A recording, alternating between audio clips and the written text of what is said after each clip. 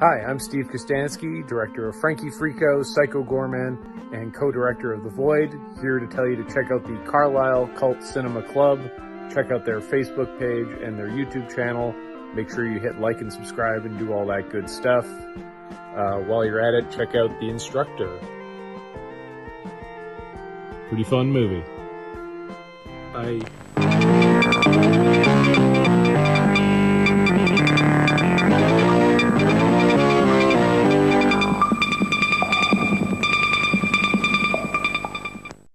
Good evening, ladies and gentlemen, and it's me, PD, back with another Carlisle Cult Cinema Club presents. And this evening, I'm joined by Ryan Kruger, born in Wallasey, Wirral, down the Wirral way. Started acting at an early age, starting out in school plays and making home movies. He then went on to a bit of drama school, all in England, because you were kind of going from England to South Africa. Yeah. Then you started doing a bit of acting in some cracking British shows, to be honest, and films. At Home in the Braithwaite, Parole Officer, 51st State, Shameless, Hollyoaks, Doomsday, for my old pal Neil Marshall, good bloke.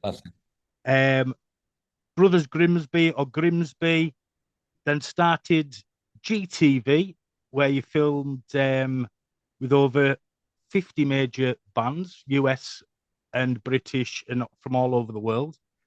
You're a fantastic cult director with over 130 IMDb titles, 30 as an actor, 2 upcoming, 35 as a director, 1 upcoming, 25 as a writer, 1 upcoming. Gums, is that a parody of Jaws? There was a parody of Jaws back in the late 70s, early 80s that was on VHS called Gums. Oh, really? I didn't know that. Yeah, That's cool. 23 as a producer, 1 upcoming, Gums. 2 as a stuntman. I'm guessing probably more as a stuntman. 2 casting department, 1 as an editor, 1 as an assistant to Sacha Baron Cohen. Now, I've got to ask you about that because I'm guarantee you've got some interesting stories there, unless you signed to NDA. Kind of. He was a super nice guy. Oh, well, there we go then. Very intelligent guy, very, very nice guy. That'll do. 1 as special effects, 1 thanks to, 9 as talking heads, and you've won 24 awards, maybe more. That's all I've found. And as I say, you were based over here for a long time. Yeah, so I grew up in England, on the Wirral in Wallasey, and Liverpool. I was always, going out in Liverpool back in the Crazy House days, like the metal rock club there, in Liverpool. That was a big thing growing up there. My mum's English, my dad's South African, so I've always been back and forth throughout my life to South Africa, and then I decided to move to South Africa in 2008 because before that, every time I came here, I ended up getting work as a director or work as an actor. So it actually just made sense because the work in England that I was getting was very, very far apart.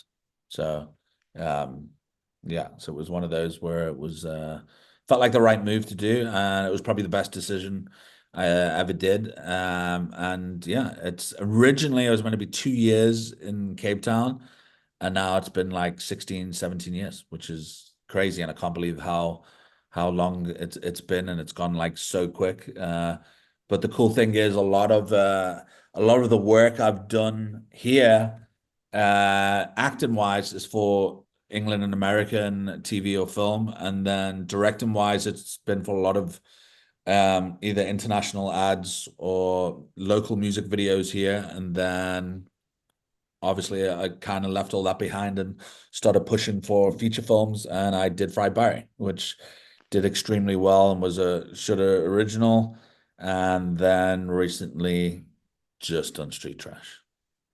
You have, which both are excellent. Before we get into Fried, if you don't mind, I'm going to ask you a little bit about Fried Barry. All good, man. All good. Because I like to go into people's careers a little bit. You know what I mean? Little bit of a trip down memory lane, maybe. Who knows? Um, but I've got a few true or falses. True or false? Considered for the role of Dredd. Yeah, That's yeah, that's brilliant. yeah. We could have had a Scouse South African Dredd. Yeah. Yeah, it was a small part in the movie. I can't remember the character's name. But yeah, there was a small part I auditioned for, and I got a call back, and then everything was set up, and then it was one of those where sometimes you get it, sometimes you don't, or yeah, it's one of those. But I Ah, guess that's a shame. I guess that's the industry where you audition for a part, and for Dread it was just a day role, and but it was cool. It was fucking Dread. Of course, Would have been great to be a part of that, and then yeah, and then I didn't get it, but these things happen. that's it. That's a big shame. True or false? Related to the actor, the legendary actor Otto Kruger. Yeah, in my family line, my gran used to talk about him, which is cool. And I found that out when I was like a kid. Ah, that's brilliant. Great actor. Um, Another one. You wrestled in the WWF, and the match lasted about 4 minutes. It was gang. It was I can't remember the wrestling event it was in England where you have it was like that lower tier wrestling when they go on these tours. It's kind of All like right. what was the movie with Mickey Rourke, the wrestler? It Yes. was kind of like a thing like that, but it had Gangrel, and obviously Gangrel used to be, what is it, WWF wrestler. And when I used to shoot these things with bands and stuff, we ended up randomly doing this wrestling thing, and me and my friend, we would either choose who was going to be in front of camera, whether they like the artist or whatever. So as a kid, I used to like wrestling, but my friend absolutely loved wrestling. So yeah, he knew all the wrestlers, and I thought, we're gonna get really good footage, and I'm gonna be behind camera, he's gonna be in front of camera, and then he chickened out. So then I had to do this fight instead, which was like a jackass like stunt thing. So it Yeah. was Gangrel and Luna, that woman wrestler, and basically I went in the ring. I had one of those Mexican wrestling hats on, masks on, and was shouting, and he was Gangrel shouting at me, and then he fucking kicked me once, right between the ribs, uh, knocked the air out of me straight away. The fight only lasted 4 minutes, and he basically just beat the shit out of me. And Luna also just like fucking what is it called, like low blowed me in the between the legs, kicked me in the face, and then another wrestler jumped on top of me, and yeah, it was like 4 minutes long. Couldn't breathe for 4 minutes, uh, and then got taken off by the medical and security, and then I got backstage, and then they were like, "Hey, cool, was everything cool?" And I was like, "Yeah, it was all right." Yeah, yeah, Like it's all four right, minutes. man. Yeah, it was 4 minutes. Like literally, I couldn't get my breath. And I thought to myself at the time, if I lay down and just stay down, they would just like leave me alone. But no, they just like picked me up, and they were still doing these wrestling moves on me. And then my friend Dean at the time, while I was lying on the floor in the wrestling ring, I could just see my friend like at the camera with the big smile on his face the whole time, because he should have done that and not me. So it is what it Oh, is. that's brilliant. Um, Big fan of Bobby McFerrin's "Don't Worry, Be Happy." Yeah, who doesn't love that song? That's a good song. That was a reference in Fry Barry. That's right. The scene with the when he comes out of his socks and his shoes, that was taken from that music video, which was, yeah, awesome song. It is a great song. I can remember when it came out in the it was late 80s, and Yeah. it was everywhere. Yeah. And And he was doing the it's kind of sad now looking back on it, because you remember Robin Williams used to be in the video, Don't Worry, Be yeah, Happy. It's always those things where it's like quite sad. yeah, and he was great in it as well. And Mm. obviously, if you were in Britain roughly at that time, you'll remember Bobby McFerrin was doing the Cadbury's chocolate advert. God, can't even remember No. that now. Ah, well, there you go. Tarantino once had a look at your work while he was on tour in Liverpool with Death Proof. Yeah, gave him my work in Liverpool. Met him. Yeah, during I think it was 2008. So that was cool. Was he a nice guy? Yeah, very nice guy. He's literally like how he is in when you see him in films. It's just like that. Yeah. It's really cool though. Like, super cool.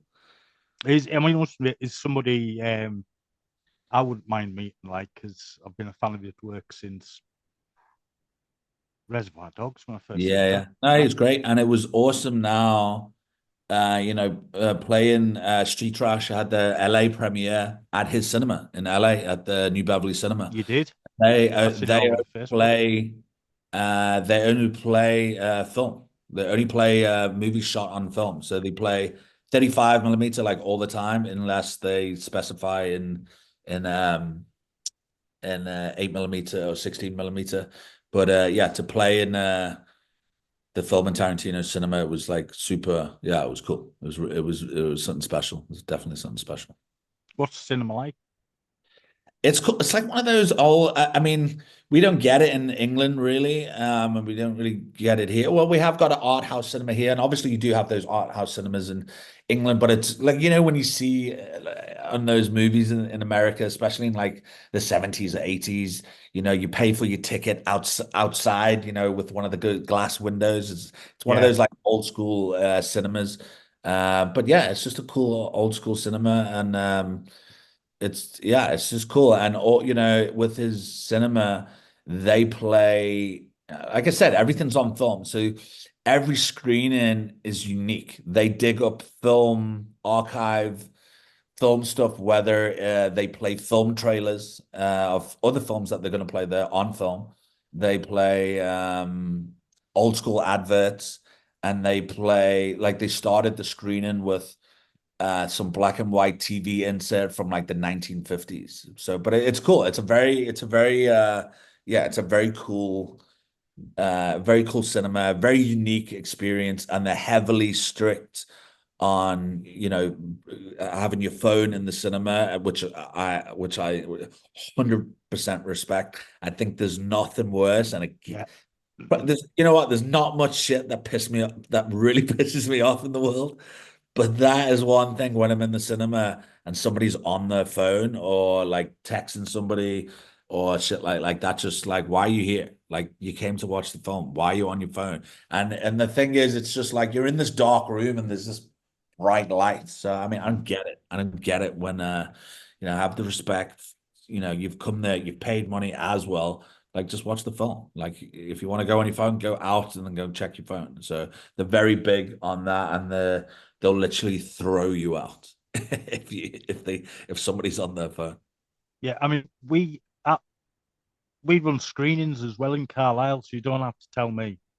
Yeah, yeah. You know what I mean? Oh, I, similar to I can't play on 35 mil, so mine's on digital. But similar to that, I rip all the films and cut in old school trailers and stuff like that Ah, to nice. give it that really old school vibe. Yeah, yeah. You know That's what I cool. mean? So yeah. Um, so what kind of a cult movie scene has South Africa got then? And how hard was it to get Fried Barry made? Fried bar. Well, yeah. First thought, like, South African cinema is very interesting because we've had a very like weird um cinema scene in a sense of, in the 70s we had some like films getting made here. Not a lot, not like a great, not a lot, not a shitload, but we had like random films getting shot here. And in the 80s we had like a lot of like B movie, weird American movies that got shot over here. And then we probably had a bigger movie scene uh for local stuff in the 80s, and then it just appeared, and then we just didn't make like films. And even back then, the films were kind of, I think they were probably a bit more creative in the 80s. And then for the last like 30 years, it's literally been this like just dramas or like comedies, and a lot of shit comedies, some great. Like we have Leon Schuster, which is like a big comedic guy. He was like Jeremy Beadle. Remember Jeremy Beadle in Yeah, yeah, so he was like that, but he was just like bigger than Jeremy Beadle. But he did that candid camera stuff. So he was great in the 80s and the early 90s. And then, but there was just like a lot of dramas and a lot of other shit like comedy stuff. And then there was a good films here and there, but nothing major, nothing that just went no, like overseas or anything like that. But then I guess in the last 10 years, the film scene is getting better and better here, but still very conservative. So a lot of the work that I did, whether it was experimental films and stuff like this, I think South Africa just wasn't ready for it. Even when Fry Barry came out here, it was definitely the first of its kind for South African cinema, like without a doubt. And we did really well here. Surprisingly, we did well and picked up Sama, two Samas, which is like a BAFTA, I guess. So it yeah, did surprisingly did well, but it could have done better in a sense of really getting out there more. But there is people that have watched it, obviously, and we got it on a like a local like a local Netflix kind of vibe, yeah, yeah, like that. And so yeah, it did well, but you know, even in the past 3 years, the industry has got better in South Africa. It is getting better, and people are doing more different things. It's just South Africa normally rams things down people's throat, like for films that like we have those apartheid movies or those poverty all movies, right, yeah, and it's like, and some, some of them are good, and we've had some really good ones, but then they just keep making the same thing over and over again. And it's like, we get it. Okay. We can do other films, not just those films. And, and then now it's like the crime scene, like True Detective or these documentaries on true crime, because it's big in the world. South Africa's like, okay. And then they just fucking do those films. yeah, And I'm like, and they don't do it as good as England or America. So, but they just ram it down people's throats. But the thing is, we got good script writers, and there is other people making starting to make really fucking cool shit, like really cool shit. But it's slowly opened the door. But I think those people that have achieved that have been have got either funding overseas, or they've independently done it and not got the backing from South Africa. And yeah, what happened with me was, over the years, I shot like a hell of a lot of music videos, and then, my dream was always to do a feature film. And I had all these scripts, and I didn't know, which one I was ever going to do first. But over the years, I met producers, and producers said, "Oh, we'll do a film with you, and yeah, after we've done this one, we'll do this." And then that'll fade away, and then I would meet another producer, and he would say, "Oh, no, this is really good.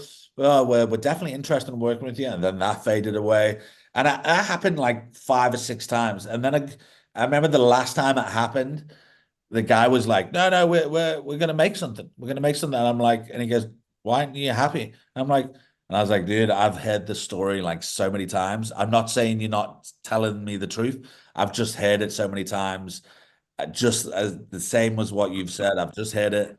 And, obviously, if, sometimes it's not up to you, it's up to the guy that's got the money. So if he says yes, you say yes, then I say yes, and then we make the film. So when that happens, then I'll be happy. And he shakes my hand, and he looks at me, and he goes, "We're gonna, we're gonna make a film." And I'm like, "Okay, prove me wrong. I'd love to hear it."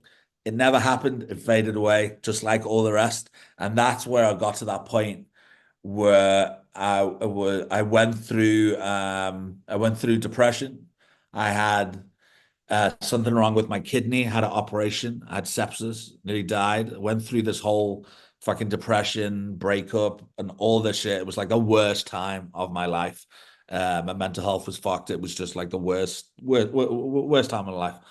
And the only way I could get myself out of this hole was um was to make a film and complete. And at that time, the funny thing was, at that time, I was playing a very small role in that TV series, Warrior. I just did a Hmm. Toyota commercial that I was directing. So I was working. But I was not happy and I was just depressed. And I just said to myself, I'm going to make a film. I don't know which script to use, but then I had this idea and I thought Fried Barry's definitely the unusual one and definitely the way to go. I thought it was very unique and different. And at the time, I spoke to my producer that I only worked on an experimental film with, and I just said to him, "I want to make a film, and I want to start making it, and I want to start making it next month. And I've got a bit of money, and if you put your money in it, and I put my money in, we'll make this thing over time. It might take us a long time to do it, but at least if we start it, we'll finish it." And he said, "Well, why do you want to shoot next month?" And I was like, "If we don't shoot next month, it will never happen. So I have to shoot next month." So then he was like, "Cool, I'm in." A month later, we started filming. We did a week's worth of filming.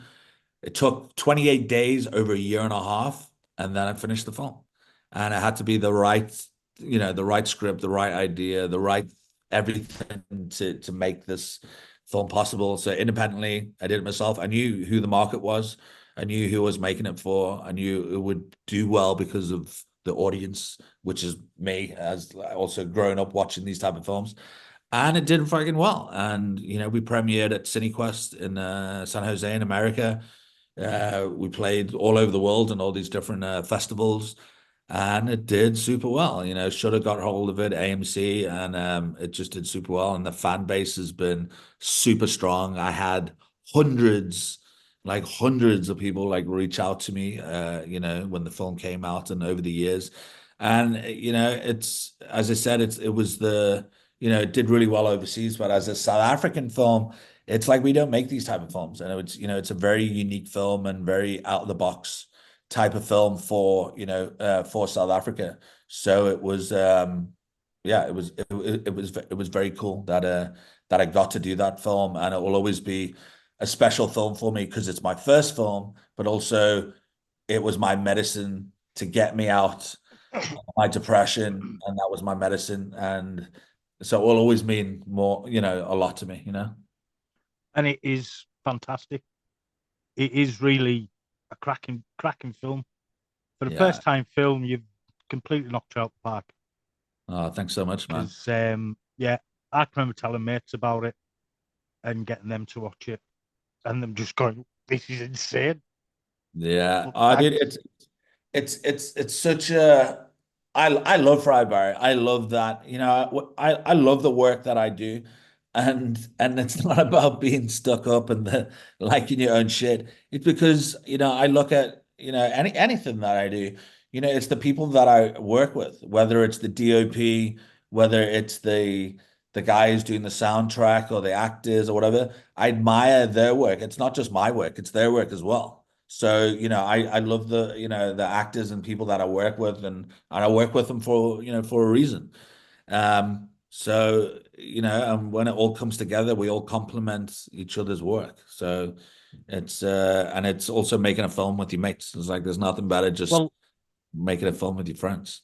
going back and watching a few of your shorts and watching the films, you've got a bunch of actors who have repeated right Yeah. through to Street Trash, Yeah. which I mentioned about little connective tissues and things like that. It's nice to see when a director does that because Yeah. Sorry, man. it then becomes more like a bit of a band. Becomes a gang mentality. Oh, absolutely, absolutely. The lead actor in Street Trash, Sean Cameron Michael, and the character that played Chef, Joe Vaz. You know, I've worked with them many years in music videos, and they played in the Mental Institute in Fry Barry. The two guys there. Time And traveling. yeah, yeah, exactly. So over the years doing those music videos and short films and the small part in Fry Barry and stuff, there was many, many times in many years, I've always said that, one day we will make a film and you will be the lead. I don't know when it's going to be, but when we get a budget or whatever, we'll do it. And it was so nice when it came to shooting Street Trash and being on set for the first day and being with Sean and Joe and being like, fuck, we're here. We're fine. Finally doing it. And it was just awesome that, it wasn't just like a day thing and it wasn't just like a little music video or a little scene in Fryberry just for the one day. It was, the duration of the movie and we actually had a budget. You know what I mean? We actually had a budget where I can actually fucking pay them and shit. So it was so special and good. Like first day on set, having all the camera trucks with all the gear and everything, and just being like, "Fuck, we're here. We're making this film together." And yeah, again, Joe's a very good friend of mine. Sean's a very good friend of mine. We still hang out like all the time. So it's awesome to work around people that you admire and you love, and we're just having fun. We're working and we're working hard, but we're also having a lot of fun. Making and I will continue like the people that I work with and put them in different characters and parts. And again, it's like Gary Green that plays Fry Barry. I could not use him in Street Trash. He had to be in Street Trash. You know what I mean? So it's one of those, and Gary will always pop up in my work, whether it's the small role or a bigger role. He will always end up being somebody. Oh, brilliant! And he's a bit of a character. I mean, for folk who've never seen Fried Barry, it's is Barry's a drug-fueled, abusive son of a bitch who, after yet another binge, is kidnapped by aliens. The alien takes over his body and goes on a bit of an adventure through Cape Town, which it's drugs, sex, violence, sex, drugs, and rock and roll. Really, he's living the life. Yeah. Yeah, Um, it's basically like an alien in a smackhead's body. yeah, that's it. You know what I mean? But it also, it reveals quite a lot of fascinating sides of humanity. I mean, if you threw in the likes of Starman, Brother from Another Planet, um, Under the Skin with Scarlett Johansson, one Extra, stuff like that, threw it all into a Yeah. mixer. Fried Barry had kind of come out Yeah. in a way. My two main references was Starman and Bad Boy Bubby. Those were my two. Do you know something? Yeah, there was When I there were was my two main rewatching it again, references. Yeah, Bad Boy Bubby came into my head, and I meant to write that down, yeah. and I didn't. And now I feel like an idiot because No, you've no, no. mentioned it, and I didn't write it down. Yeah, But so no, it was Starman, Bad Boy Bubby, and a hint, obviously, lots of hints of like ET and shit like that. Just the adult version of ET, basically. yeah, yeah. I mean, it's because in a way it's quite innocent as well. Yeah, yeah. Plays it. You know what? You know what? Like Fry Barry is a very experimental, dark, edgy, cult film, but it has horror elements. It has a lot of comedy, a lot of dark humor, Mm, but it's also the same as Street Trash in the sense that it also has a lot of heart. There's a lot of heart in the film, with his relationship with his wife and all those things that happen. And you're reaching for him at the end, and he was a better guy as an alien than a smackhead, basically. And that's the thing. It's also with Street Trash. Street Trash is more of a narrative film. I mean, Fry Barry does have the beginning, middle, and end. There is a whole character arc there, but Street Trash is just a more of a narrative, fun, film. I, yeah, I guess a more open audience could watch Street Trash. But again, you have the gore, you have the horror elements, and you have the twisted dark comedy humor. But there's also heart. There's also heart in there, which I think is important. I look at the original Street Trash, and when they approached me to do Street Trash, to write a script and direct the movie, the first thing I knew what Street Trash was. I grew up with Street Trash. I watched it on VHS. We watched it early hours in the morning on TV in England and with friends over the weekend and stuff like that. And as a fan of the original, you know, straight away I was like, I want to do something different. I don't want to copy the original. I want to make it a sequel, a loose sequel. So for a new audience, it can be a standalone film. For, you know, for fans, it can definitely be a sequel. And you know, and you know, what did people like about the original? Obviously, a big part of the original was the prosthetics, and you know, the 80s prosthetics, and having it all in camera, which I love anyway. So it was a dream to do all those prosthetics and to do that. And the fact that we shot on 35 just makes it more of that 80s sort of film. And then on top of that, you know, it's, you know, obviously you got to have the gore. I've got to do it about homeless people, and obviously I wanted to come up with stronger characters and characters that you like more basically in this one, and you know, and that you go on this journey with, but also just a stronger narrative story. And then obviously the DNA of the original Street Trash is you got to have the fluorescent, the multicolored goo, you know what I mean? It's obviously that's a big part of what Street Trash is. And it's been great so far that I've so many original fans of the original has reached out to me, and they said, you know, I didn't know what to expect. I really didn't think I was going to like it,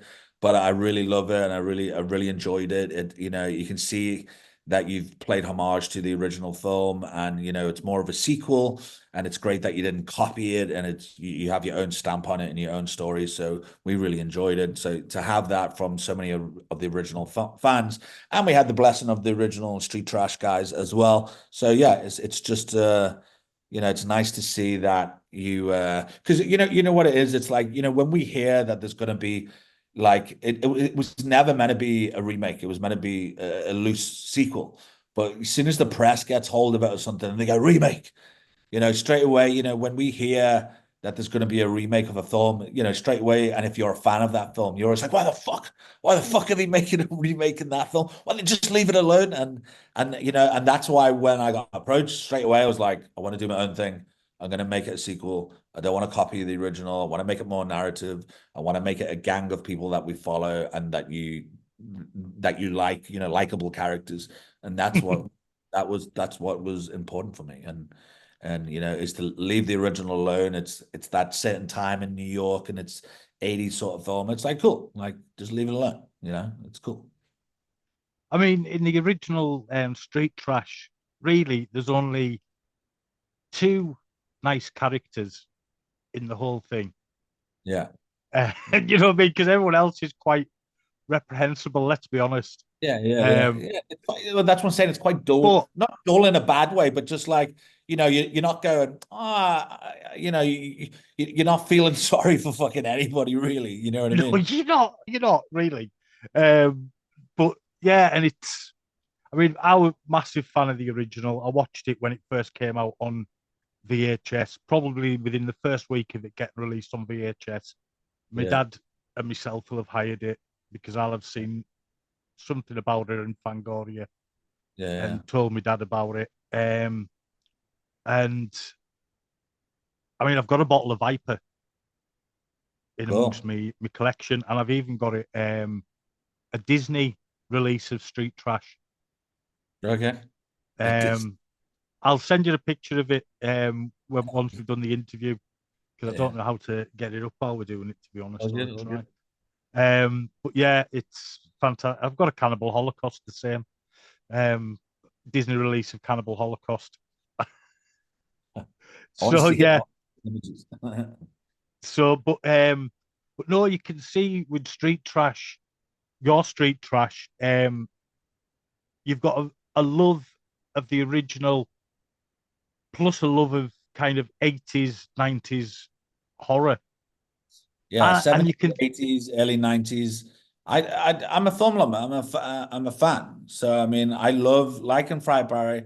I love putting those Easter eggs, and I love layering the film with all these things. And you know, with Street Trash, you know, it was important that I put my stamp on it. And yeah, and you know, I think Fried Barry and Street Trash is the type of film that you know you can watch it, but then you want to watch it a second time, and on a second time you'll pick up a lot of shit that you didn't pick up the first time. It's whether it's like I said, I've just put there's a lot of everything is very well thought out in advance with Easter eggs that I just you know put everywhere, you know, and only I, thought I, Film I Club as don't well. want to give any away because obviously it's early days of the film coming out. So let people, find them on their own. But thoroughly, I just got the whole aesthetic, um, the whole political, the two sides, because you've got the kind of social commentary stuff with the homelessness, and people, factories closing down, people losing their houses, and things like that. Then you've got the kind of pure entertainment side, proper melt movie, Yeah. 80s style horror. Nothing like that's really getting done at all today. There is a few, Yeah, but but I it think was, we're in this time. I think it's a very interesting time now for like horror films and these type of movies. And it was like what it was like in the 80s. For some reason now it's like it's coming back around, and we're starting to, it's still very early days, but we're starting to make these type of films that we used to make in the 80s. And to be a part of that wave is fucking awesome. It's really cool to be a part of that well, wave to you've do got these your, type of films. you've got yourself, um, Stephen Kostansky over in Canada. Yeah. Mike Mort, if you've seen Chuck Steele, Night of the Trampires, which is a stop animation Oh, um, horror action film with Jennifer Saunders and Paul Whitehouse doing voices. cool. And if you grew I'll check it out. if you grew up on 80s VHS era, Yeah. you'll absolutely love it because there's so many references. That's what I'm saying. There's something special about, you know what? There's many amazing prosthetic artists that work in the industry today. It's not as big as obviously as it used to be because everything used to be prosthetics. But obviously, with CGI and visual effects. And you know what? I'm not a big fan of CGI, but when it's done well, it's done fucking well. And I've got friends that are visual effects artists and they're amazing Yeah, at what they do. But again, growing up in the 80s and early 90s, there's nothing better than just having that in-camera effects. yeah, Thing is, with these days, there's a lot of prosthetics guys working, but it's mixed. It's like it's almost mixed, where it's like 80% is visual effects and 20% is prosthetics. And then when it's put together in the movie and it's all edited quickly, it's like you can't even see the prosthetics in the end, and yeah. it's just too quick. So it's nice to when you do prosthetics in movies like Street Trash, where we're there and we're watching it. We're not cutting away. We're not trying to mix it.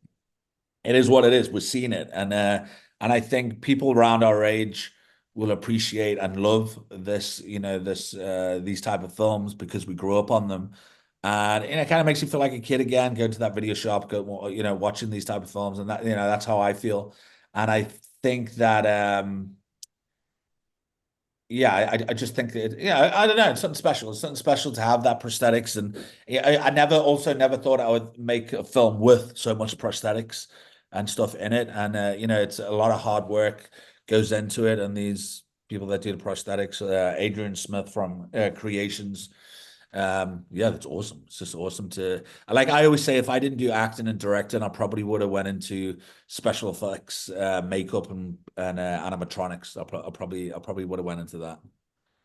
And my cousin built animatronics for Jim Henson's Creature Shop Oh, cool. back when he worked on Labyrinth, Turtles, Oh, Never Ending Story, all the big kind of 80s Jim Henson yeah, yeah, fantasy films, yeah, Return to Oz, stuff like yeah. that. He All built those stuff sort of for fun. all They're of all them. great, man. They're all special. You know what? I Yeah, saw it was probably about a year or two ago, and I saw there was a video on YouTube that said the top 10 worst effects and like prosthetics in movies. And you know what number one was?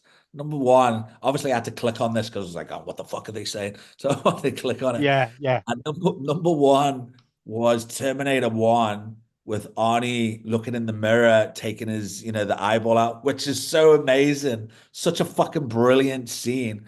And I was of like, who the course it fuck is. who the fuck made this video? Or obviously it's a young, obviously it must have been a younger guy that doesn't like all the prosthetics and in camera. The cool thing about animatronics and prosthetics and something, it just gives it that, there's that extra creepiness about it that, you know what I always refer to? I always refer to The Mummy. I always refer to The Mummy because when The Mummy came out with Brendan Fraser and you see Arnold Vosloo, standing there and and his jaw like drops and the things come out his mouth and he's got his arms out. I remember Yeah. watching that and I was remember going, that looks fucking shit. I just, it was like it doesn't look real. And I'm like, how is this effects that fucking bad when you've got all this cool fucking 80s films, I don't know when the first Mummy was. I think was it 98, maybe 99 or Something like that. like that. So I mean, you've still got a fucking decade of an amazing prosthetics, and I was like, why didn't they just do that? And I've also seen some also, it's like when you look at that, it's like if it doesn't look real, then what is it? And then you look at movies like Jurassic Park, and you look at Spielberg and Jurassic Park, and you look at what he did there, and you go, that's amazing. Mm-hmm. As time went on, what was it, Jurassic Park? What is it, 94, 95? Yeah, something like that, 94. And Yeah. the thing was, as Jurassic Park movies went on, it just got worse and worse. The effects just got worse and worse. And I'm like, how can you make it worse and worse after making the first Jurassic Park? With the Well, other fun, filmmakers, yeah, that's nuts. funnily enough, about you saying about Jurassic Park, I went to see the first Jurassic Park with a load of the guys from Jim Henson's Creature Shop because I was visiting my cousin at the time when it Yeah, came out. And I can remember them was coming out. I was just 18 at the time, I think, coming out and going to the pub with these guys who were all a lot older and a lot more intelligent, wiser than me. And one of the guys turned around and just going, well, I can see the end of our career now. yeah, yeah. You know what I Yeah. mean? He says absolutely amazing effects, but I've just seen, the end of our careers, boys. And he wasn't But wrong yeah, yeah. to a degree. Yeah, but it was also mixed. That obviously they had those prosthetics made and the visual effects on top. But the best stuff in Jurassic Park is the prosthetics. They Mhm. obviously they got those digital ones when they're running around and all Yeah, that shit. They've got the other bits layered on top. But yeah, and it's just crazy how years went on and it's just got worse and it just got worse and worse, the effects. So when you look at that, I'm like, how? But then again, I guess it's the people that is doing it, somebody special like Spielberg, and he will say, or James Cameron, or any of those people that go, it has to look good, it has to look real, yeah, otherwise we're not doing it. We're not going to yeah, rush because we have a deadline and this, it has to look real. And if it doesn't look real, we're not going to do it. We're going to have to do it properly. And only then we can release it. And yeah. I guess when people like Spielberg or James Cameron or anybody like that, they take time. They take time to do what they don't want to throw just anything out there. And I think that's what happened with, I think starting from like Jurassic Park 3, it just got fucking worse. Well, I'll always say to the mates if we're talking film, um, bad CGI will take it out the movie, Yeah. whereas the same can't be said about ropey practical. Yeah. You can get Yeah. away with ropey practical effects more than you can get away with bad CGI. Yeah. But it is a question for you. I 100% believe in that, what you just said. But is it because we come from that time? That's Is it. is it because we come from that time, or is it because these younger kids that watch stuff now and they go, "Oh, that looks terrible." I'm like, "No, it doesn't. It looks fucking good. What are you talking about?"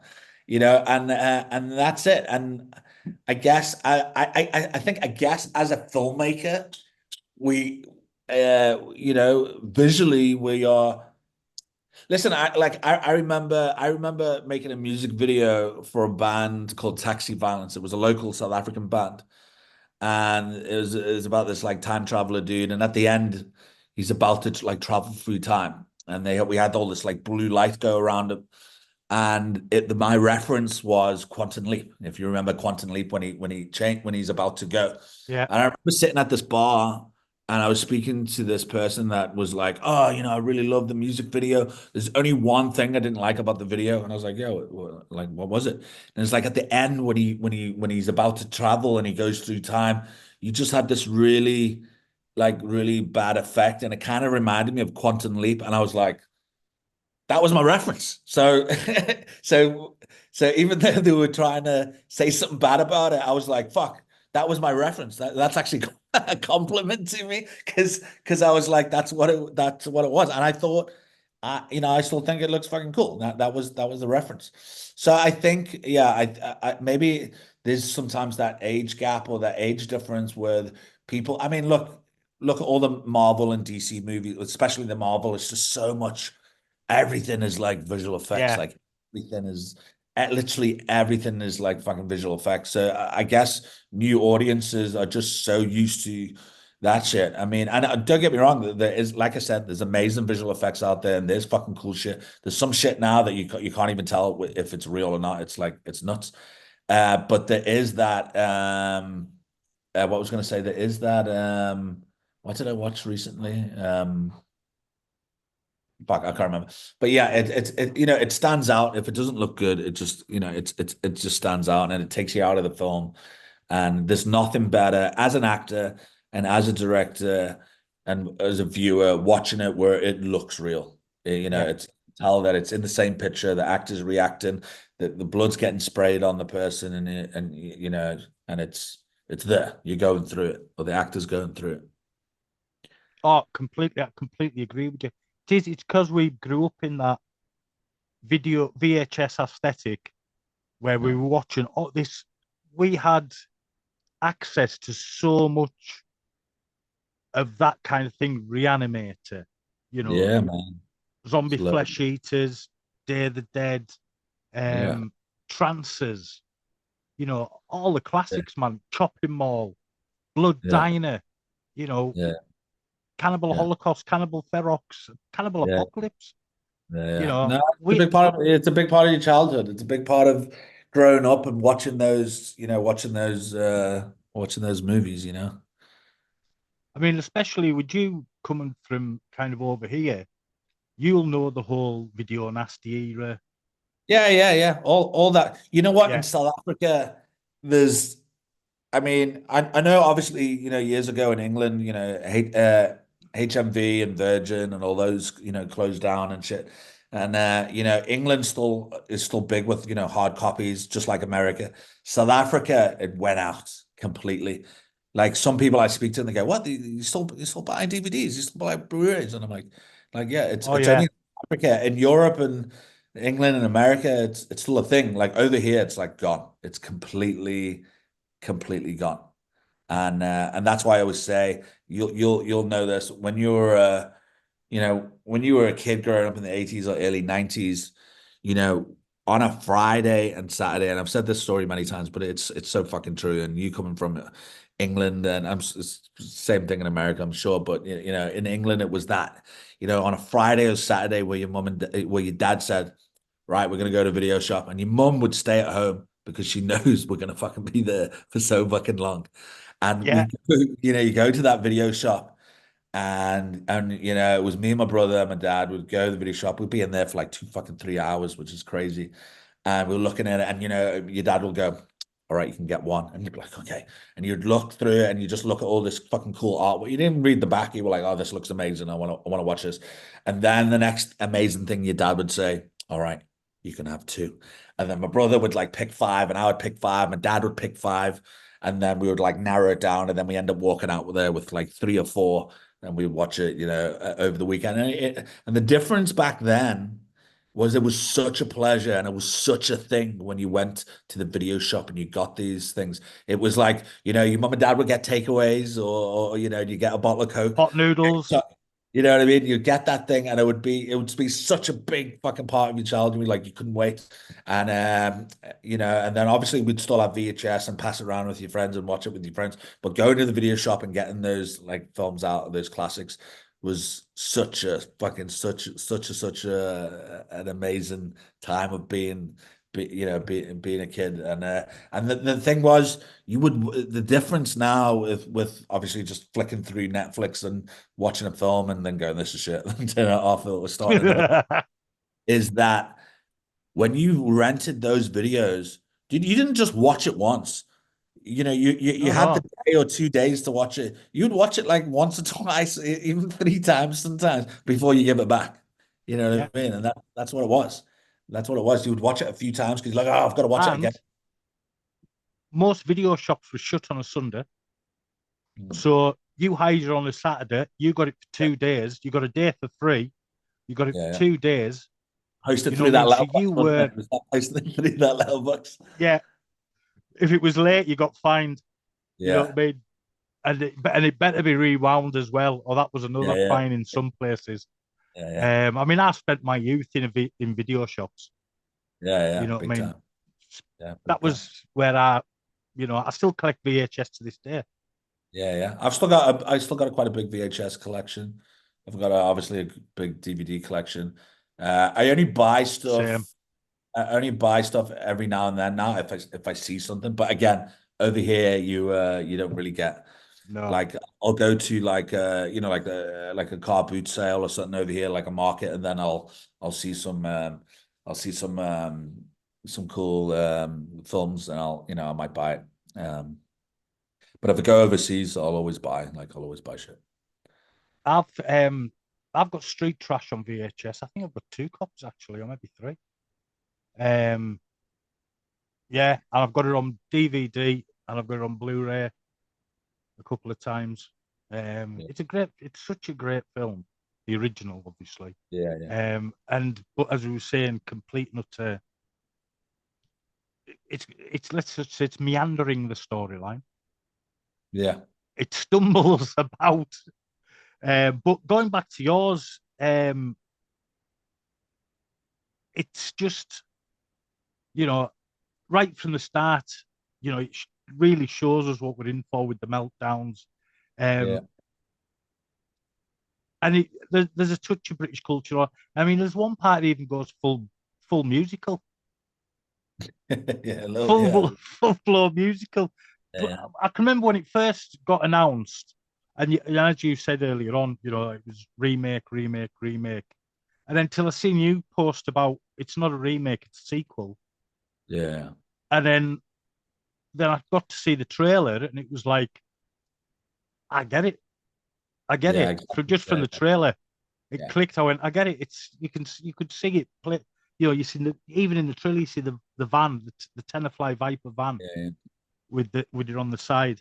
Um, and I mean, there's an incredible, like the original, there's a dark sense of humor in it, but this is very different kind of sense of humor. But it is still dark, and I found myself laughing, especially um, when we first meet the brilliant Sokol. yeah, yeah, yeah. Random character, funny character. Yeah, well, when he came on, I just started laughing.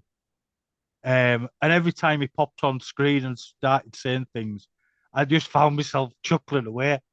And Yeah. he's a brilliant character. But Um, that's why I said I wanted to put my own stamp on it. You know what I mean? Because you see, if you saw an image of Sokol before you watched Street Trash, you would literally yeah, go, "What the fuck is this? What the fuck is this character doing in Street Trash?" But it works for what it is and for his imaginary friend.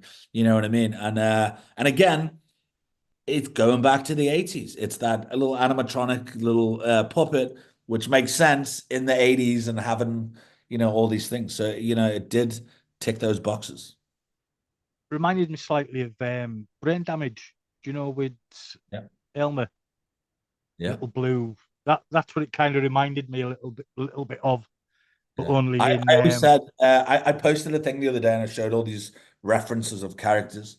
And if you read, listen, I'm not a fan of fucking Avatar at all. But there was a picture same.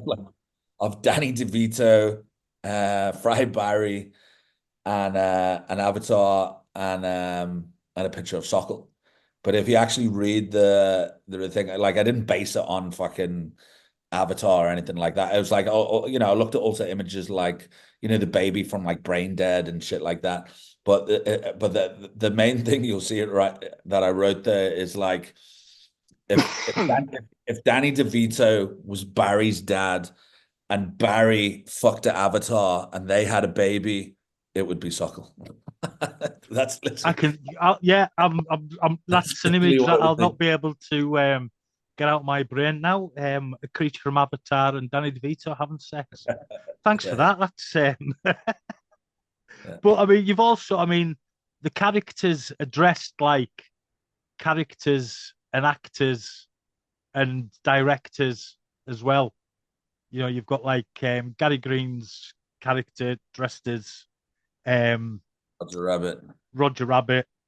You know, Uh, Chef was Stanley Kubrick, and yeah, then we had Alex that was like Ripley from Aliens.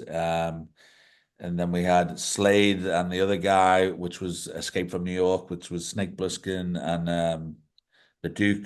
So yeah, yeah, there's a lot. That's why I say there's a lot of references from different movies and stuff like that. And some people will go over the head, and some people they'll watch it the second time and go, oh, and and pick it up. And that's the thing, it's as a film lover, I love playing homage to or nods to all the films that I love, whether it's like fucking Warriors or whether it's Escape from New York or whatever, all these like, all these things, they're there. I mean, this movie as well, there's another side of it where I'm like, I was a big fan of like John Hughes movies, and I'm like, if John Hughes made a Melt movie, this would be it. This would be Well, it. talking about John Hughes, I'm going to say Weird Science end credits song. Yeah. As soon as I And heard it, I yeah, went Weird Science, yeah. Yeah. and You know, you know what happened? Sorry to interrupt you. What actually happened? So Hazer, who did the Fry Barry score, he also did the Street Trash score.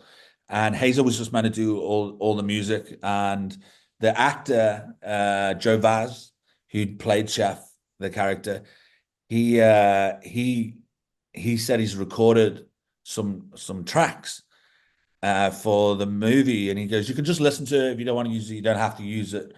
And I was like, in my head, I was like, not to sound horrible to him, but in my head, I was like, I've got the guy who's doing the music. I'm not gonna use anybody else. He's gonna do the yeah, music.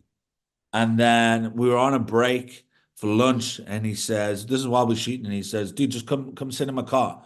So it was me, Sean Cameron, Michael, and then Donna Cormac Johnson that played Alex, and we all sat in Joe's car, and he puts on this track, and straight away I was like, he played two tracks. There's two tracks in the movie, and it was literally he knows the movies that I like. So literally straight away it was like Weird Science, Breakfast Club, all these like movies straight away. Like I got it yeah, straight away. Like I got it.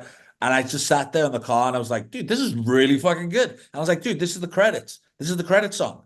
And it was like, you're right, you reckon? I'm like, yeah, dude, this is amazing. This is so fucking good. This is like, this has to be the credits. This straight away, I was like, dude, this has to be the credits. This is awesome. So that was a nice surprise. I'm very talented very talented singer, actor. So his artist name for his music is Ten Athlone. So yeah, I was so happy that he actually recorded that and showed it to me, and I was like, dude, this is fucking awesome. It's so 80s. It's like it sounds yeah. so 80s, like it could have been recorded in the 80s. Well, I want an MP3 of it so I can play it on my radio show. Honest to God, because I just found it. Catchy. It's I, very catchy. It's very catchy. it is, because it obviously they're getting credits coming on, and most people are straight.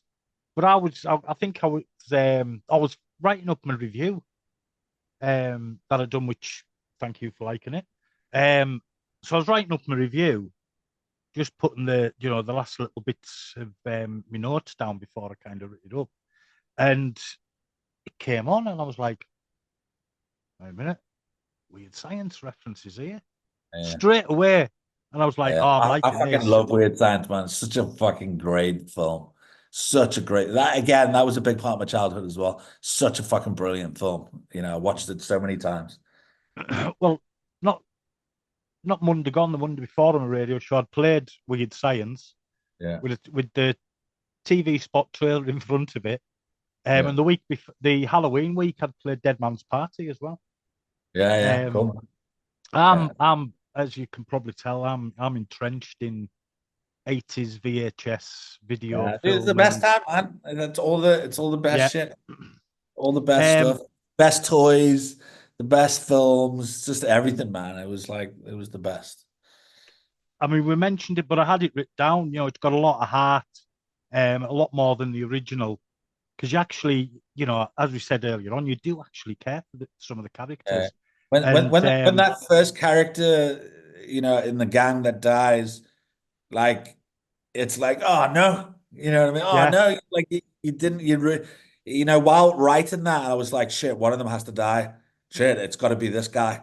yeah. And I knew it was the right decision because Oh, you did completely not the right test it. character and the You right, know what because I mean? it Yeah. comes out the blue. But you also, as you're watching it, you're in your head, you're going, no, don't do that, no, don't do that. And Because and you know you're what? That rooting for these character, characters. yeah, that character was like my one of my favorite. He was my one of my favorite characters. So it was that decision where I'm like, I have to do it because that's what the audience will never see it coming, and the audience cares for this character. So it was the right thing to do. Yeah. Sadly, it was the right thing to do. Obviously, I didn't want him to die. I wanted to carry on working and also working with Joe. But I'm like, it's got to happen. It's just like it was the right thing to Don't give do. any names away. Yeah, yeah. Because Yeah. that was Oh, quite yeah. spoiler free. That I must admit, that was good. That was good effort by the pair of us. And I've got to say, Society reminded me a lot of Howard Marks, just the way he carried himself, like an old wise sage, and the whole look at the drugs I've got, lads. Yeah, yeah. No, But he it's did great. remind, and coming from England at that time, as you were living over here, Howard Marks, especially in the 90s, Yeah. was a big thing for a while. It was holding all sorts. But I just the whole way your his pattern of speaking and everything just reminded me of Howard And Marks. and that's how Johnny is. Johnny Pienaar is like that. He's such a legend. That guy. He was the chainsaw guy in Fry Barry. He's the chainsaw Yeah, guy in yeah, Fry yeah. Barry. And he's just such a player. I love that guy so much. He's such uh, a unique person. I'm going to say, I'm not even going to say actor. He's such a unique person. I love chatting to him. Every now and then, he'll ring me up and we'll speak for like fucking 2 hours straight on the phone. And his voice is that creaky voice, and he's always like, "How's it, brother?" He rings me up, and his voice just sounds like this creaking door that's slowly opening. He's just got this unique thing about him, but such a solid dude. I love that guy. Yeah, such a solid guy. I know just how I thought that's Howard Marks, and I've seen that in a film where Howard Marks has just popped up and been some kind of an all white, and it just reminded me of that, and I can't even think of the film what it was. It was maybe Blue Juice or something like that. I can't think. And we're nearly at the end. You'll be pleased to hear. Uh, No, it's been fun, dude. It's been fun chatting to you, man. And that's what I'm saying. There's different interviews that I do, and it's very question, but and it's it's a pleasure to me to do any interviews. It's awesome, but it is really cool when I speak to somebody like you that I know that loves these type of movies, and we grew up in the same sort of time where we really appreciate these movies and love these types of films and characters and effects and stuff like that. So yeah, it's awesome. You know, oh, we I could mean, we could have been in a bar just chatting. You know what I mean? It's like yeah. Oh, thanks for that. That's how I like to. I've had that off quite a few people who I've chatted with. That always say the same. It's just like I've just sitting in the bar and having a crack. So I really appreciate that. Thank you very much. pleasure, Um, and you must be sick of people calling it a remake. Even after you've put it out there that it's a sequel, they'll still calling it a remake. And Yeah, I'm like, it's just because when the press gets hold of it, that's they use those words, and obviously we probably should have called it street trash and then something else. You know what I mean? And I mean, Street Trash 2, Electric Boogaloo. yeah, yeah, like originally, because we have the tagline was "Melt the Rich." We probably should have called it "Street Trash, Melt the Rich." You know what I mean? So because we use the same name, obviously with the press and everything, it's one of those things. But I mean, the average 18-year-old or whatever young guy now that watch, they don't even know what the fuck street trash is anyway. No, they don't. They have no fucking idea unless they're one of those like weird little arty kids like I was when I was like looking back at all the other films like long before me. So yeah, they don't even know what the fuck it is until. But what is cool about this whole thing is that I've had a lot of original fans that have watched it and loved it, and I've had a lot of Fry Barry fans that have watched it and loved it, and I've had lots of people that haven't seen Fry Barry and has watched it and been like, "Oh, what has this guy done before? He's done Fry Barry," and now they've gone to check Fry Barry, and then there's a new audience that has watched Street Trash and doesn't know about the original, and now they're going to watch the original, which is also fucking cool. So it's a win-win for everybody in a circle, just appreciating everybody's work. Well, the original's available on Tubi if anybody's wanting to watch it, both English and American versions, because I had a look. And I mean, you're obviously fans of stuff like Spookies as well. Yeah. And there's a few. I mean, Britain's starting to get a bit more of a cult movie making. There's friends of mine made stuff like Video Shop Tales of Terror. Okay. Yeah, Video Shop Tales of yeah. And that's excellent. It's an anthology. Oh, cool. And there's some digs at Mary Whitehouse in it, and some homages to the Evil Dead and things like that. So you'd probably quite enjoy that. That's on Prime. You get it on Amazon Prime as well. And then obviously the Steve Kostansky stuff, The Void, which has got that very VHS aesthetic. Yeah. And he's just done Frankie Frico, which has got a bit of a Ghoulies vibe going on to it if you like them as well. And he's doing the Deathstalker reboot. Okay. If you can remember the Deathstalker films, a bit of sword and sorcery. But that it's hard to explain the British VHS thing, what it was like over here. It was something, something different. No, I grew. Yeah, obviously I grew up with all that, and I'm sure you'll remember. I can't remember the guy's name at the top of my head right now, but the intro to Fried Barry, with the certification, it was like this film is rated, which was what was his name? Was it the reference was what was it? Simon Bates. Simon Birch, yeah, and it was such a big thing that, and I fucking love that I did that reference because again, it was a big part of my childhood where you would sit there with your family or with your friends and you would put that video in, and at the start of the video or when you're watching it on TV, there was always Simon Birch that went, "This film," it was like the most like boring looking bastard ever. I was this Simon film. Bates. 18. That means nobody, whatever. And the thing was, while you would watch it with your family or with your friends, because you've seen it so many times, you would know all the words. So everybody would speak with it, or you'd go fast forward, and that was the thing. Yeah, and that was the thing. But it was such a big part of it. It was such a big part of it, No, that I never got to that. I had that written down. I must have passed it. About the Simon Bates thing because he was a Radio 1 DJ as well at the time. And funnily enough, on the start when we do screenings, I've got Steve Coogan as Paul Carr doing one, which was for one of the Paul Carr videos. And I'd found Yeah, it on YouTube and downloaded it. And I put it at the start of some of my films. And he's yeah, sitting there and he goes, "Good evening, ladies and gentlemen. My name is Paul Carr.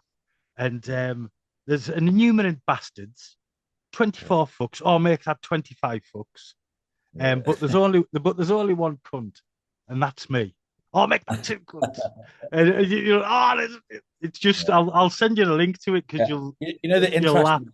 the interesting thing when Fry Barry came out, and obviously we got distribution like worldwide and stuff, but when we were meant to have a hard copy, a DVD, Blu-ray in England, but it was only in America and other countries. But we were meant to have it in England. It was meant to be in like all the Asdas and all the Tesco's.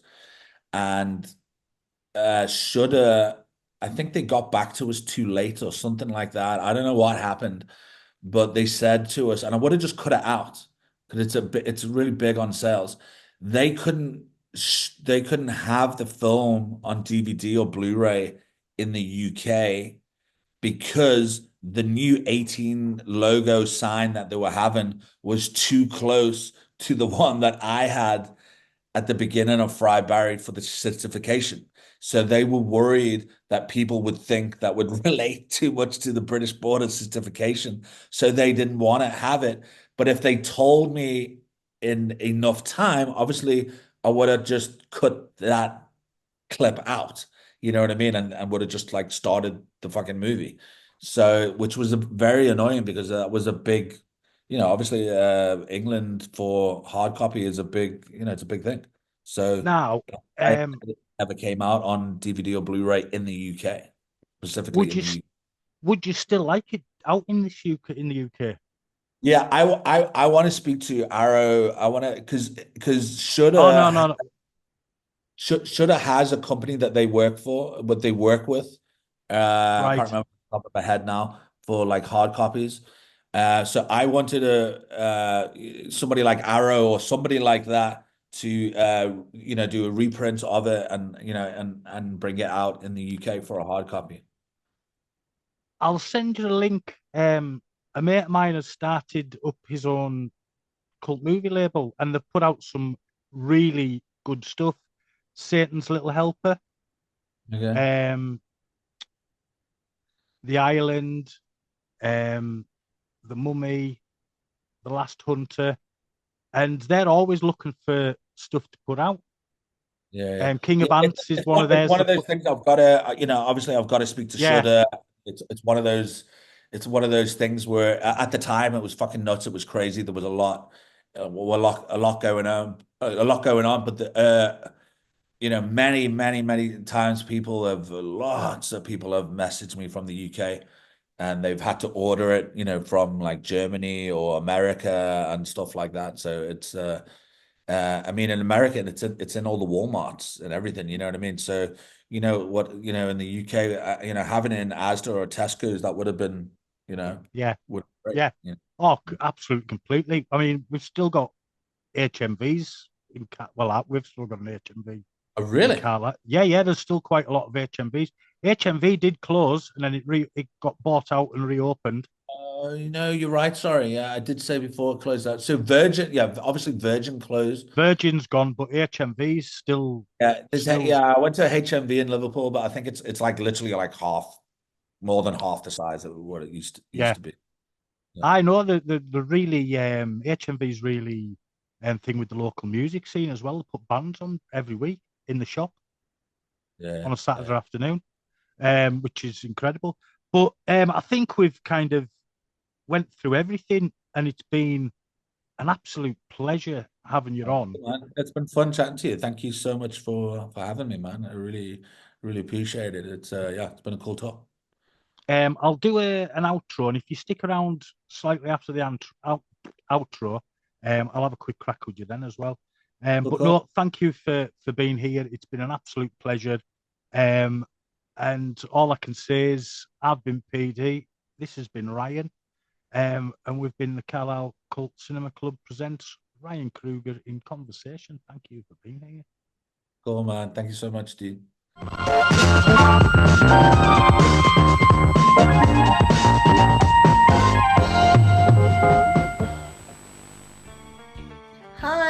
Annie Thompson and you are watching the Carlisle Cult Cinema Club. Please head over to our Facebook page and hit that like button, and don't forget to subscribe to the YouTube channel.